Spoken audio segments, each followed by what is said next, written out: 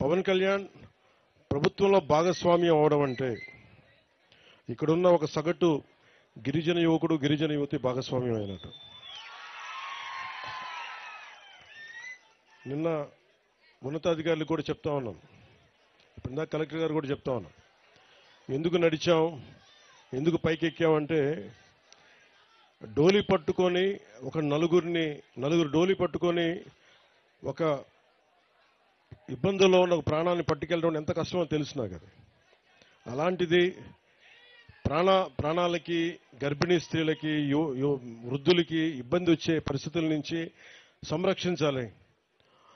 ఉన్న సమస్య, మొన్న ముఖ్యమంత్రి గారి దగ్గరికి వెళ్ళాం, కేంద్రంలో కూడా మాట్లాడాం, మన ఢిల్లీ పర్యటనలో కూడా దీని గురించి చర్చించాం.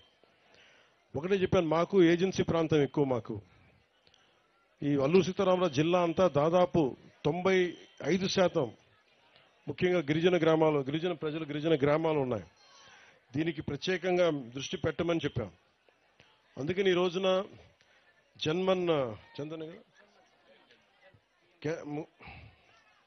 ప్రధానమంత్రి గారి పథకం, ప్రత్యేక కేంద్ర ప్రభుత్వం పథకం పిఎం జన్మన్ అని, ప్రధానమంత్రి జనజాతి ఆదివాసీ న్యాయ మహా అభియాన్ అని. దీని కింద రోడ్లు కానీ, రోడ్లు సౌకర్యాలు కానీ వాటి కిందకు వచ్చే విధానం ఇది, ఈ పాలసీ ఇది. దాంట్లో భాగంగా 100 కంటే ఎక్కువ ఉండాలి ఆ జనాభా.